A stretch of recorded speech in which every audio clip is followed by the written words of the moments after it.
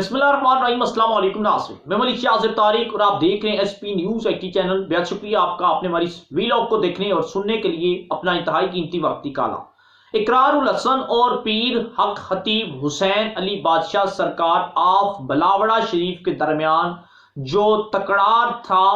وہ بڑھتا چلا جا رہا ہے۔ آج اسی معاملے کے اوپر ہم بات کریں گے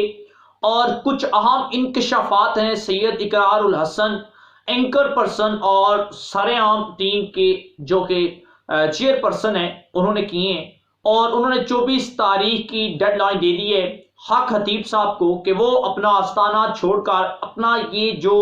ایک بہروپیہ ہے، یہ جو ایک روپ ہے، یہ جو لبادہ اوڑا ہے پیر کا، یہ فل فور چھوڑ کے 24 تاریخ سے پہلے اپنے آپ کو عوام کے سامنے سرنڈر کر دیں، اپنے آپ کو قانون کے حوالے کر دیں، آستانے چھوڑ دیں، اور یہ جو پیر کا لفظ ہے یہ اپنے ساتھ سے اتار دیں، اور چھف کا جو اصل پروپیگنڈائی ختم کر دیں، اور تاکہ میری اور آپ کی یہ لڑائی ختم ہو جائے۔ اگر آپ 24 تاریخ کو ختم نہیں کرتے تو میں آستانہ علیہ کلر سیدہ پر آ کر آپ کو ایکسپوز کروں گا۔ اس سارے معاملے کے اندر اقرار الحسن صاحب نے ایک بار پہلے بھی کلر سیدہ جا کر وہاں پر حق خطیب حسین علی بادشاہ سرکار کو ایکسپوز کرنے کی بھرپور کوشش بھی کی، اور شاید کچھ لوگوں کا ماننا یہ ہے کہ وہ کسی حد تک کامیابی رہے، اور جو کہ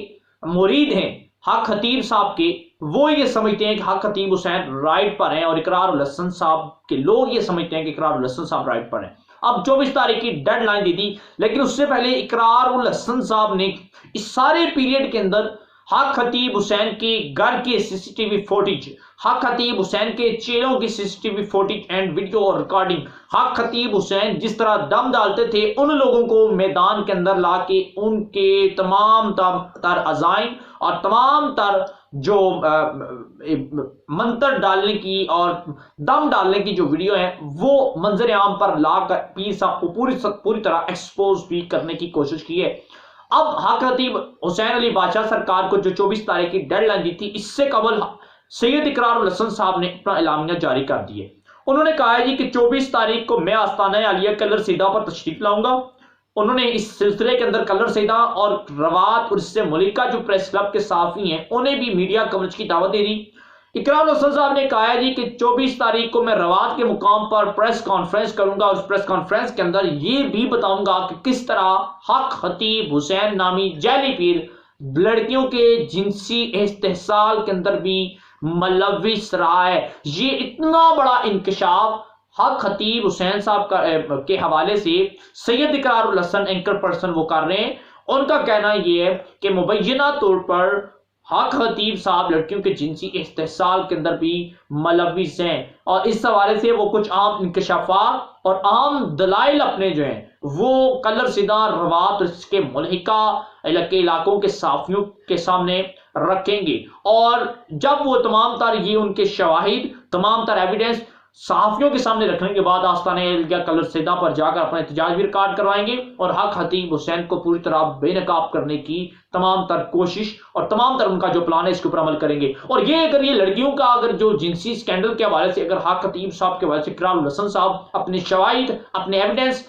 پیش کرتے ہیں تو یہ سکینڈل تاریخ کا سب سے بڑا سکینڈل ہوگا، اور میں یہ سمجھتا ہوں اگر اس معاملے کے اندر پوری طرح کامیاب ہو جاتے ہیں، بھرپور طور پر لوگوں کو، عوام کو آمادہ کر لیتے ہیں کہ یہ شواہد لڑکیوں کے جنسی استحصال کے حوالے سے، جنسی سکینڈل کے حوالے سے حق خطیب صاحب کہیں نہ کہیں اگر ملوث ہیں، تو حق خطیب حسین بادشاہ سرکار کا بوریا بستر میں سمجھتا ہوں وہیں پر ایک گول ہو جاتا ہے۔ اگر اس کے اندر ذرا سی بھی ڈنڈی مارنے کی سید اقرار الحسن صاحب نے کوشش کی پھر یقیناً ان کے پیچھے بھی کچھ نہیں بچتا۔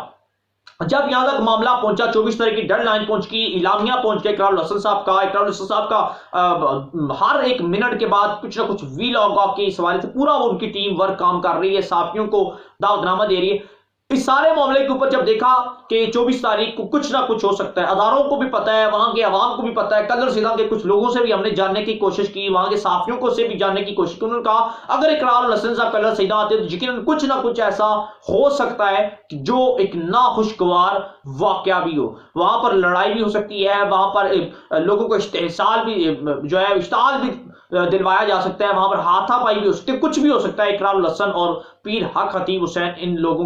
ان کے اپنے لوگوں کے درمیان وہاں پر کچھ بھی ہو سکتا ہے. یعنی کہ پیر صاحب کے جو موریدین ہیں وہ اس وقت بڑے غم و غصے کے اندر بھی ہیں, اور اقرار الحسن صاحب اور ان کی ٹیم جو ہے ان کے اندر بھی بڑا جذبہ اور معاملہ ہے. اس سارے معاملے کو دیکھتے ہوئے انتظامیہ ڈی سی راولپنڈی نے بھی اس معاملے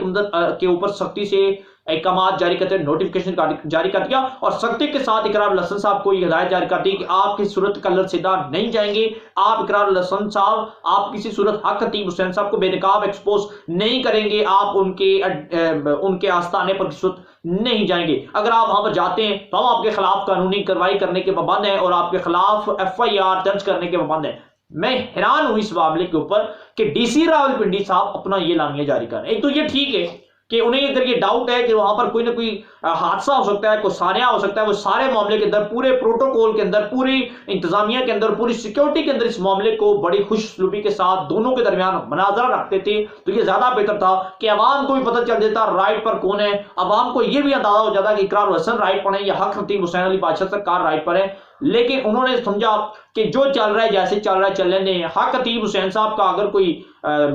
پانی دانا چل رہا ہے چل لیتے, اقرار الحسن صاحب کا سوشل میڈیا پر چل رہا ہے چل لیتے. لیکن اب کی بار ان دونوں کو ایک دوسرے کے سامنے لانا ایک بیوقوفی ہے. شاید انہوں نے کسی حد تک یہ تمام تر چیزیں ٹھیک کی. اگر ان کے پاس سیکیورٹی کے معاملات نہیں ہیں, اگر ان کے پاس یہ تمام تر فیسلٹیز نہیں ہے کہ دونوں کے درمیان مناظرہ کروا سکے, تو پھر میں یہ سمجھتا ہوں کہ انہوں نے ٹھیک مشورہ کیا, ٹھیک فیصلہ کیا, پھر دونوں کے درمیان ایسی رکاوٹ کھڑی کر دی قانونی کارروائی کی کہ اگر حق خطیب حسین صاحب کے آستانے پر پیر